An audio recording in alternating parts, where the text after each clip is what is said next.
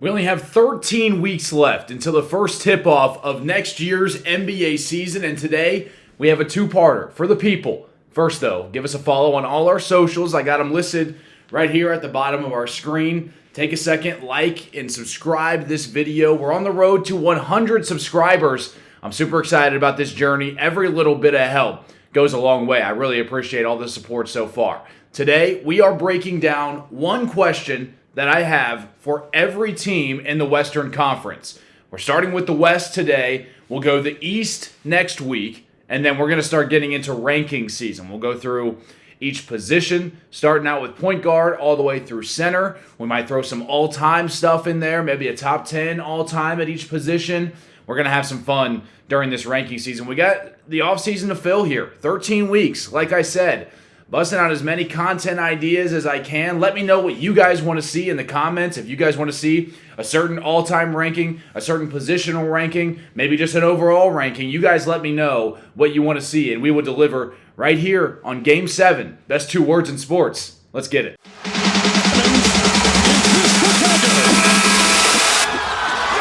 flat out, get it done. That's a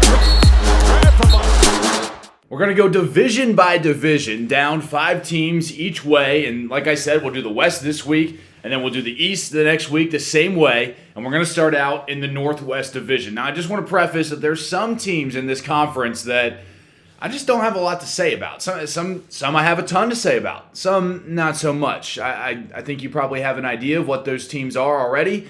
Maybe one out in Sacramento, maybe one in Utah. We're still going to have a question for every single team, but we may be spending a little longer on some of these more contending teams, or at least something with an interesting storyline, because some of these teams, the storyline is, what are you doing? We're going to start with a team that is on the complete opposite of that spectrum, though. In the Northwest Division, we are starting with the Oklahoma City Thunder.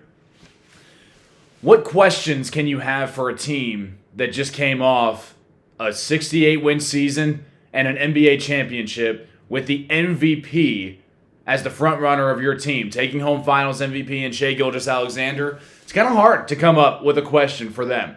And they just went through their contract extensions, right? This big three is here to stay. That's the big headline for them this season, is that Chet, J-Dub, and Shai are all locked up long term.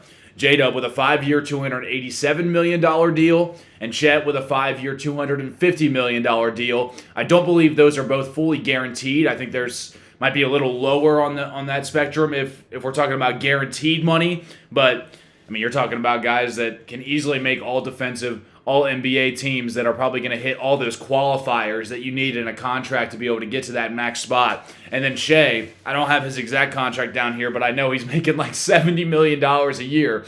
So he's doing all right. These guys aren't going anywhere. And my question for the Oklahoma City Thunder is, how much better will they get? Right? All these Western Conference contenders continue to improve. And we'll talk about all of them here on this episode. How much can you keep pace, right? You're ahead of the game this year. You're really ahead of the game. 68 wins, I don't know where that ranks all time, but you're talking about, what, a 73-win season is the best of all time, 72 before that. You're not too many wins notched below that. We're talking about an all-time season from this team.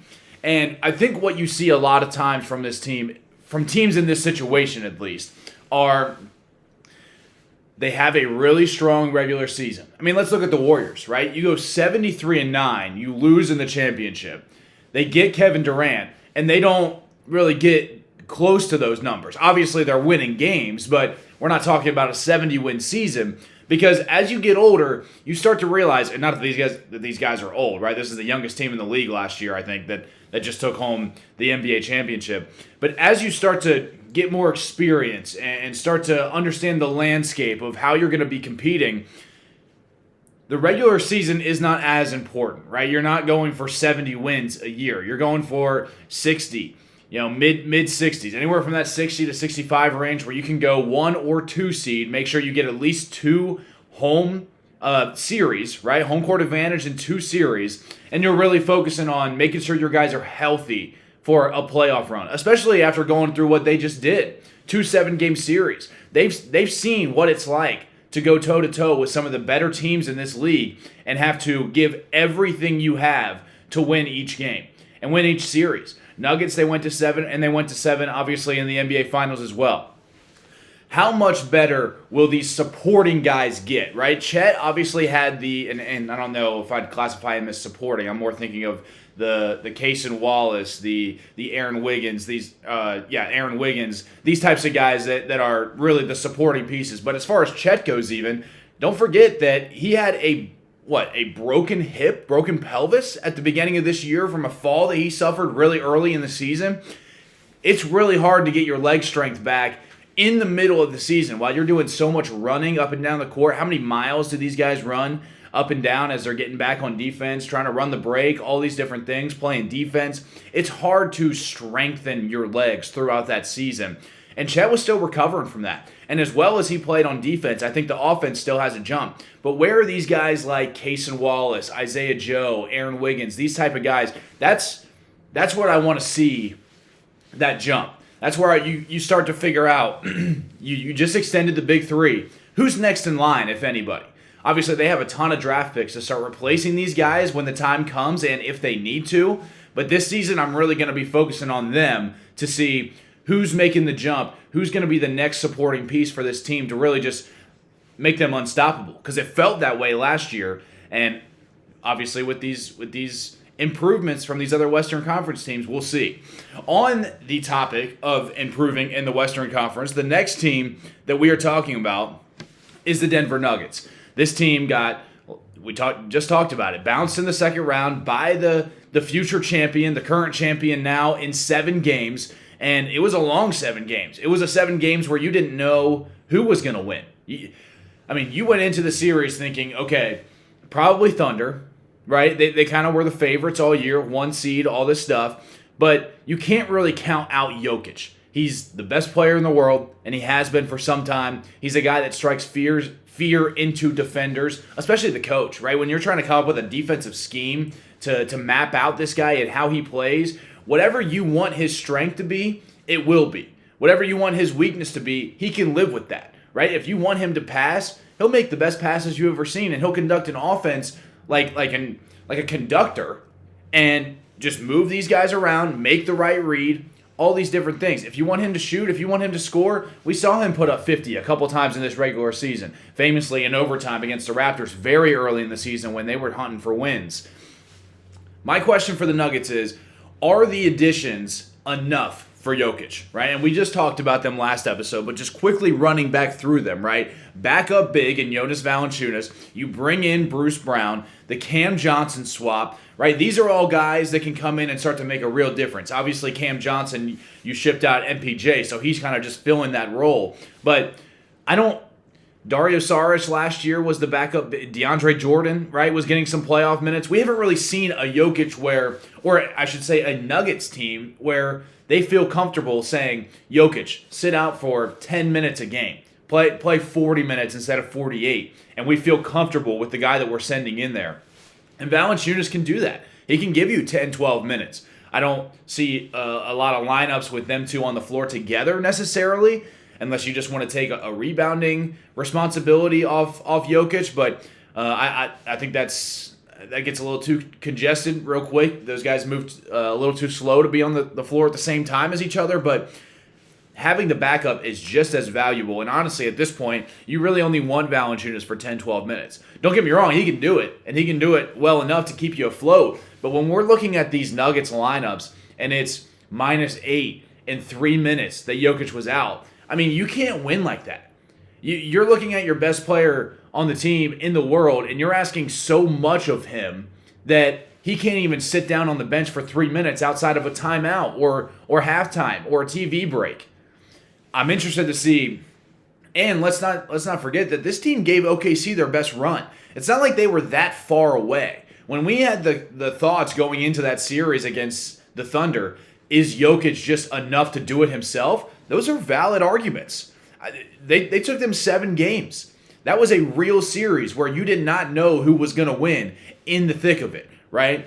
And I think these additions here may give them something to put them over the edge. If you can just, it's a nice luxury to have the best player in the world on your team, and especially a guy that can do it from all facets of the floor. And Jokic, passing, shooting, right? He conducts the offense. All these types of things. I'm interested to see, and Bruce Brown back. This is a guy that has already played with a lot of this group. He's already played with Jamal Murray. He's already played with Jokic. Obviously, new coach coming in, but he understands how to play around Jokic. And this is a guy that feasted off backdoor cuts and just any kind of cut that would get him open. And Jokic could set him up. I'm excited to see him back in there. He's in on a minimum too, not taking up any money. We heard the GM talk about the dangers of the second apron. We already talked about that. But especially the backup big. I'm excited to see how this works for Denver. Moving to a team that I am not as optimistic about in the Minnesota Timberwolves. I don't know how I feel about this because this is a team that obviously has gone to the Western Conference Finals 2 years in a row, which is super impressive. But they've gotten to the conference finals and it's almost stalled out. There hasn't been a push where you think there's a legitimate chance 2-3 games into this series either year that they're going to go to the NBA Finals and have a chance to win the finals. My question to the Wolves is, can you make the push? Can you get over that hump of Western Conference Finals? And it's going to be a year that's going to be as tough as ever. Arguably, just on paper, already tougher than what they've gone through the last 2 years. Obviously, the switch between Cat and Randall, same result. Not a whole lot of roster moves for them this year. They missed out on the Kevin Durant sweepstakes. I was high on that. I like that fit a lot. I don't think Kevin Durant wanted to live in Minnesota. But Ant and KD, I mean, especially after the duels that they had just a few years ago, I was excited for that roster. But KD goes to Houston, and additionally, the Wolves now miss out on Gilgeous-Alexander Walker, who I believe signed and trade to Atlanta, really helping fill out their roster. Those are a big miss on a, not free agent, but a trade target potentially. Obviously, that one's a little out of your control. You can't fault them too much for that. But the biggest loss is, Gilgeous-Alexander Walker. This is a guy that really goes out there and competes on both ends of the floor, is a great guy that you can put with anybody. He can do a lot, doesn't really need the ball in his hands a whole lot, right? Really good supporting piece. I think he averaged around 12 points for them last year and a handful of assists and rebounds, which is exactly what you need from a guy like him. He's out to Atlanta, and now I got some questions. Obviously, can you make the extra push is the question of the day, but I'm curious to see what this team looks like next year. Slow start last year, but they made the push and ended up in the conference finals. I mean, you did it 2 years in a row. The logical next step would be to get over that hump and at least compete. Because, like I said, there was never a time where you thought they were going to the finals. I wonder if that changes this year. I'm not super confident on it, but again, it seems like the next logical step. Let's talk about a team that has no next logical step in the Portland Trailblazers, one of those teams. My question for them is, what's the plan? What's the plan here? Because you got a lot of guys on your roster. You got some contracts that can be moved. You got some young players that, depending on where you stand on them, you may want to build around. I probably wouldn't, but it seems like the front office is going all in on Scoot Henderson. You still have Jeremy Grant hanging around.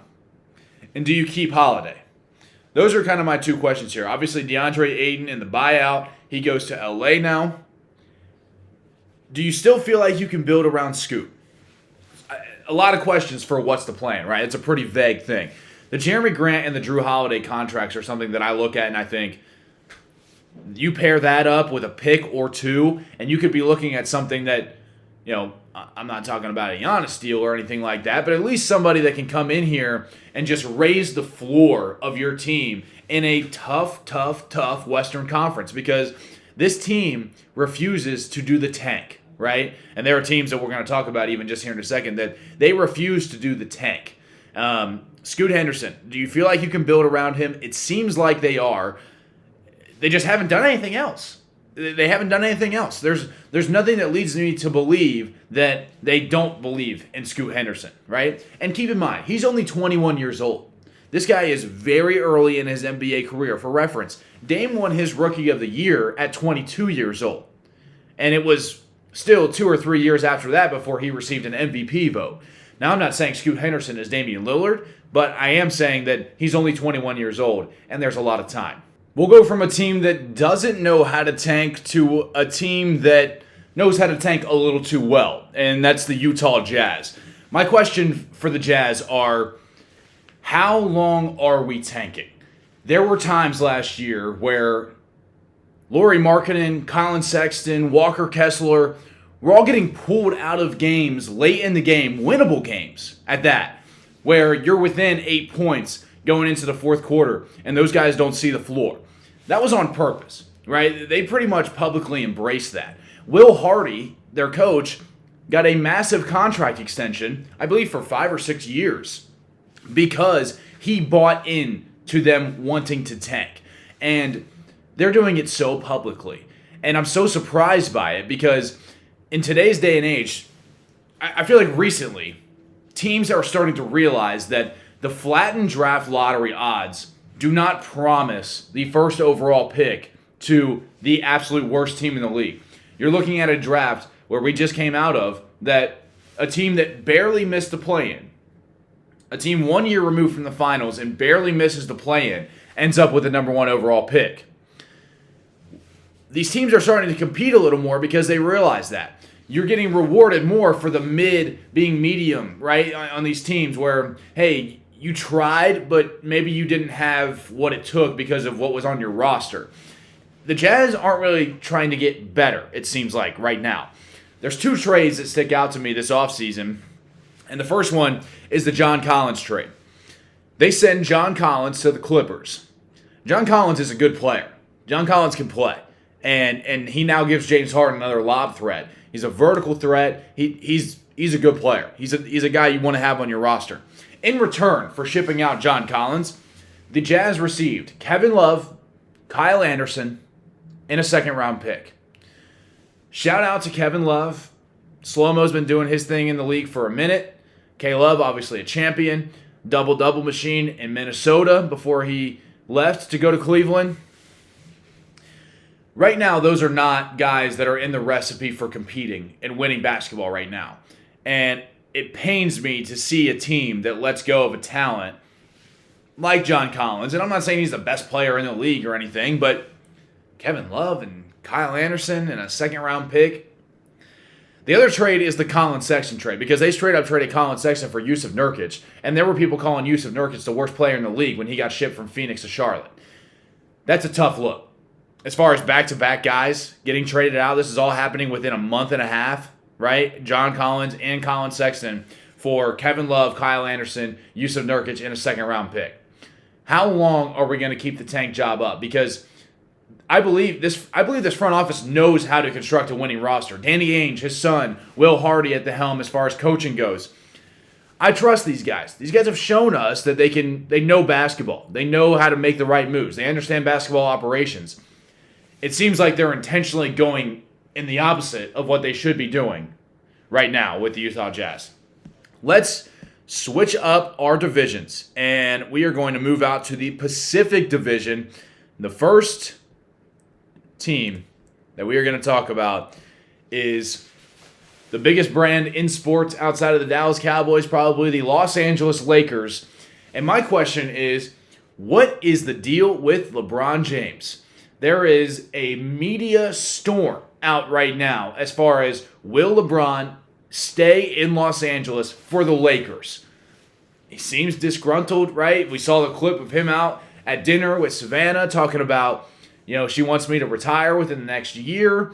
There's even reports that he's being kept out of team meetings. There are pictures that I've seen of Rob Pelinka, JJ Redick, and Luka Doncic all sitting down with their clipboards, briefcases, all these things that would indicate that you're having a work talk and trying to get something out of the conversation at hand. You're not just having dinner with people.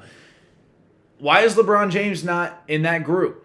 It feels like he probably has lost some control on this team. I know that I've seen some reports, and it's tough to tell at this point, right? Because we talk about LeBron being unhappy, it feels like every summer. This feels like the realest to me in a while that he actually there may be some legitimacy to him being unhappy. Obviously, some of the reports are that he doesn't have the same control that he once had and that he still expects, right? LeBron James is a guy that probably looks himself in the mirror and says, I've earned this, right? Look at my resume. I gave you guys a championship. I scored the points to put me over the edge to number 1 all time ever in a Lakers uniform. My jersey's going to be up in the rafters. Why am I not getting consulted here as far as what the plans are? It seems like the Lakers have really shifted over to Luka and are kind of leaving LeBron out to dry. I'm not sure exactly if that's the case. I know LeBron's declined to comment so far. It seems like a bit of a cold war right now between the two where nobody wants to say a whole lot, and it seems like we're either going to get a move out of nowhere or nothing at all, and LeBron's going to come in and be playing for the Lakers and be fine. I know I've even seen some reports of Sham saying he doesn't believe that LeBron will suit up in a Lakers uniform again. I don't think the DeAndre Ayton move is enough to just, suffice any of LeBron's concerns. DeAndre Ayton, sure, you needed a big man. There were guys on the list that you would have had higher than DeAndre Ayton. You worry about the motor. You worry about the work ethic. I don't think that's a guy that LeBron is like, oh, bet, we got DeAndre Ayton. We can compete now. I think Luka will probably have DeAndre Ayton performing at whatever his ceiling at this point is. But what's the deal with LeBron? I don't know. We're going to be keeping an eye on it, though, because this guy's name is in the headlines all the time, and who doesn't want to sit down and talk about LeBron James? You put him in a thumbnail, you put him in the headline, you're going to start getting clicks on that guy, and we're going to be keeping tabs on it here on Game 7 as well. Let's flip over to the other team in LA, and this is kind of the first... My question for the Clippers is, why isn't Ty Lue signed for life? Right? And I actually have 2 questions for the Clippers because that one's kind of a joke, but not really. He's a really good coach and perfectly suited, it seems, for the roster that they have right now. My other question is, how many games are we getting out of Kawhi this year? I think that's the biggest one, right? If you're trying to look at success for this team and try and map out what that looks like for the next season, the number of games that Kawhi plays is going to be a great indicator of seeing how they do. Now, I throw in the Ty Lue thing because Kawhi Leonard played 37 games last year out of 82. He played less than half of the games during the regular season. The Clippers still pulled off 50 wins. They still climbed out of that play-in. The Clippers, we were talking about them being a 10 seed coming into the year. We had no idea what they looked like. Derrick Jones was obviously a nice pickup, but the thing that sticks out to me is this James Harden-Zubac pick and roll. That has been the number one thing for them. Zoo finished 6th in points per possession when he was the roll man, averaging 1.32 points per possession. When you're only going to be getting 2 points out of him at the max, 1.3 as an average is pretty dang good. And Harden's a guy that knows exactly how to set him up. And he's a guy that draws a lot of attention from the defense to free Zoo up. You want to talk about bounce passes to the low post. You want to talk about lobs. You want to talk about putting up to where Zoo can go get it, come down with it, and go right back up. James Harden's the guy that can throw those passes. But the defense for this team was astounding.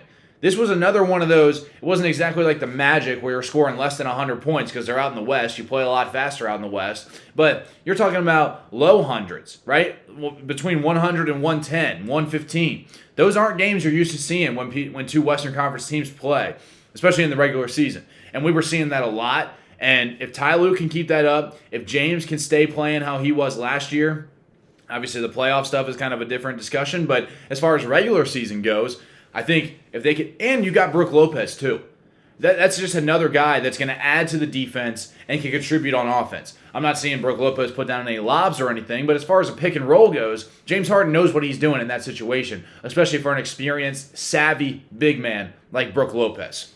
All right, let's go over to the team in the Bay Area, the Golden State Warriors. My question for the Warriors is, what does a full year with Jimmy Butler look like? They got Jimmy Butler right around the trade deadline last year, and things were looking pretty meek for the Warriors. It was Steph, and that was pretty much it. And it was a lot of questions as far as the 2 timeline goes stuff, or stuff goes. Where is Kuminga going? Kyle Anderson, I'm pretty sure, was getting minutes for some point early in the season for this team. A lot of just jagged puzzle pieces that didn't fit together, and you weren't really sure what the vision with this team was. And in Steph Curry's last couple years, right? This is a guy that doesn't have a ton of time left in this league, and he's still performing at a very high level. He's still one of the top point guards in the league. Won't tell you the number. We'll get into rankings here in a couple weeks. But you have to build around him. You have to take advantage of the production that he's giving you. And especially, you owe it to him as a franchise. Look, you went from one of the bottom tier franchises in all of Big Four sports to now, I think up there with the biggest jump as far as evaluation goes. I think they're north of $5 billion now, or $4 billion, right in that area. There's not a lot of NBA teams that are striking that category, that territory. The Warriors, after getting Jimmy Butler, were 23-8, 12-1 with him active on the floor. It looked like they were rejuvenated. I mean, they won a first-round playoff series. They beat the Rockets, a tough Rockets team, in 7 games. A Rockets team that maybe didn't have a lot of offense, but, as far as adjusting on the fly, you get a guy halfway through the season, let's see what you can do with them. Jimmy Butler was right there, and they looked really solid. I'm interested to see what a full year with him looks like. Are they going to be able to keep that record at that pace? I'm not sure, but I'd like to see it. And I'm excited to see if they can do that. I mean, even if they can just get 5 wins better than last year, that puts them in such a better spot where you don't have these guys that are on the back end of their career expending extra minutes in a play-in series or a play-in game, right? You don't want to see that for these guys. Let's get over to another California team, the Sacramento Kings. And this one is about as exciting as it sounds. My question for the Kings is, can we get to 42 wins? Can we get above 500? Right? The Kings, since that 1 year with De'Aaron Fox, when they played the Warriors in the first round and got bounced in 7 in a Steph masterclass of a near 50, it might have been 50. If not, it was 48 or 49. Can we get to 42 wins? I even have written here. That's the standard, right? Can we sneak into the play-in? I think they missed the playoffs altogether last year. Can Sabonis continue to rack up his numbers? Can DeMar close games? There's not a lot of excitement in Sacramento right now. Is it just going to be another one of those years where you're a 50-50 team, you're 41-41, right? The Hawks of the West. I don't have a lot. I don't have a lot for the Kings. I don't have a lot. Let's move it down a little south of there to Phoenix. Let's talk about the Suns. This team's been fun to talk about. Not in a good way, but they've been fun to talk about. My question for the Suns is, are we able to get rid of Beal or Green? It doesn't have to be both, but you can't keep both of those guys on your roster. And I feel like one of them has to go. There's talks of a Beal buyout. Been seeing that a lot ever since the Dame contract was waived and stretched, right? I know that it's a little more difficult for the Suns to do that with the way their money has been managed so far. I said it on last week. I heard Zach Lowe talking about Nasir Little taking up a little bit of their, whatever the portion of the salary cap that is taken up by stretching a contract out. The other thing with Bradley Beal is, man, this guy is getting every penny, and I don't blame him, right? I mean, if you're going to sign a $50 million a year contract, you better get every penny's worth. But apparently there's $13 million guaranteed to him by the time this podcast comes out on Tuesday. It seems like he's probably just waiting until that he can cash that check. I mean, $13 million. You're not going to agree to a buyout before a $13 million check is expected to hit your account. So he's probably going to wait until that happens. I would look to see what happens with Beal here in the next couple of days. I know the Clippers have been tagged with him, maybe thinking about adding him just as another tertiary scorer, somebody to help when Kawhi is out. I honestly like that move for them depending on the price tag, right? I mean, we're not going to get into this mistake again where we give Bradley Beal $40 million, but 15, 20, I can go for that. We'll see. I would keep my eye out for what they do with Beal. I honestly thought Jalen Green was going to be the guy to do it because of that no trade clause. I don't really know. I haven't seen any reports of them wanting to move Jalen Green. So it's got to be Beal. I think that's honestly the right choice. It at least mixes it up a little bit. I know the fan base is pretty sour at Beal so far. Go ahead and get him out of here. Let's get morale a little higher. Beal can get his money. The Suns can be a little bit happy, and we'll see what they look like next year. A lot of roster moves still to be made for them. Let's finish things off with the Southwest Division. We got 5 teams left, finishing up with the Western Conference this year again, and then we'll move on to the East next week. Let's get rolling here with the team that has been the most exciting team, at least for me personally. I like to follow KD around. I'm a big KD fan, and the Rockets obviously landed him this summer, and that's a huge deal. And my question for the Rockets is, will it all come together in year one? This is a team that, on paper, looks like they're ready to compete. On paper, looks like they're right up there with the Thunder, with the Nuggets. I may even put them above the Nuggets. Jokic obviously is the variable there, where just by himself he could, outrank them. But you added DFS. You got Steven Adams there. You got Clint Capella there. You got Sengun. You kept Amen Thompson, Fred VanVleet, right? My thing with, and here's another question I guess I have for the Rockets, is the Reed Shepherd question. I know he's set. He's been playing Summer League already. He's been looking okay. I'm excited to see where that goes with him. But the biggest, overall question going into the season for Houston is, will it all come together in year one? That's a lot of things. A lot of times we've seen with teams where you make a whole bunch of roster moves, you kind of shake it up, a star goes out for another star, and it takes a year for them to kind of meld together and start playing as a team. I'm hoping, because I'm excited to watch this team, and I'm honestly rooting for them. I want to see them win big time, especially in this parity age where it doesn't seem like we have a repeat champion, and it's going to be that much more difficult for the Thunder to do that. The Rockets are right there with the best of them. They have a real serious chance to compete and contend for an NBA title this year. But I'm hoping that with the trade happening so early in the summer, and they already have these moves out of the way, you have 13 weeks now to gear up for the season where you got guys working out together. You got guys doing 5-on-5 drills together, figuring out how each other play. Now, it helps that Kevin Durant is the most portable player in NBA history. You could take him and drop him in any situation, and he's still going to give you 28, 5, and 5, right? We've seen that his whole career. So that makes me feel a little bit better about it. But my biggest thing is, you made all the right moves. You did everything you could have done. Will it all come together in year one? And what does even coming together mean? What is the ceiling for this team? What is a success versus failure of a season for this team? Is it finals or bust at this point? I'd have a hard time arguing that, but with them being in their first year, let's get to the conference finals. Let's compete in a second round. If they went out like the Nuggets went out last year, would you consider that a successful season for Houston? I'm not sure. You just went 7 games in round one with Jalen Green leading your team. Now you have even more depth and a better superstar.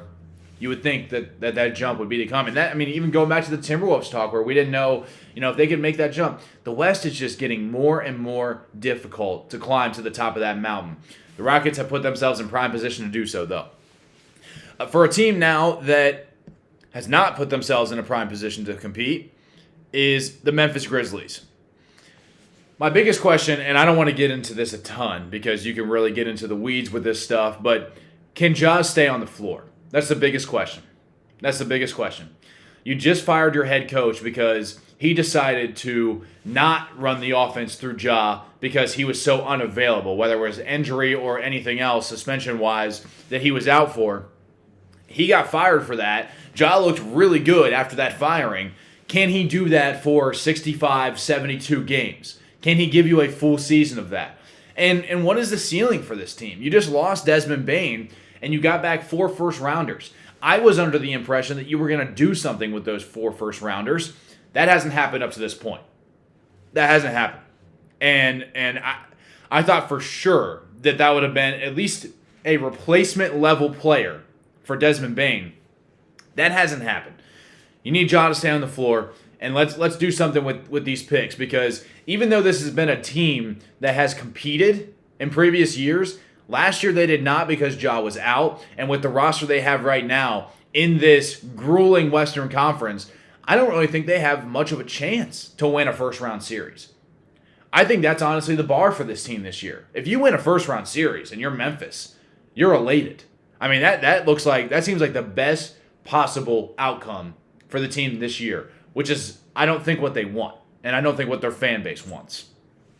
I'm going to move off the Grizzlies here pretty fast. We're going to move a little bit east to here down in Texas. We're going to spend a little bit of time in Texas.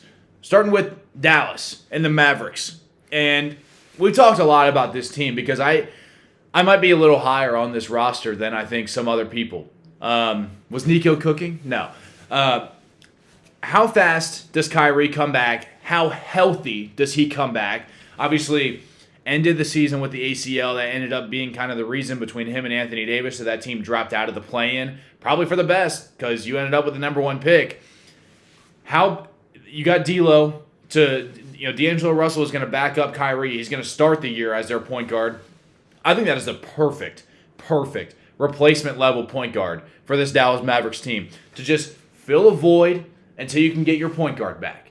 Just do what you can, make shots, move the ball, get this offense going, get the ball down low to AD, right? Do all these things. I don't know. I can't remember if there was some overlap there in LA, so they played together.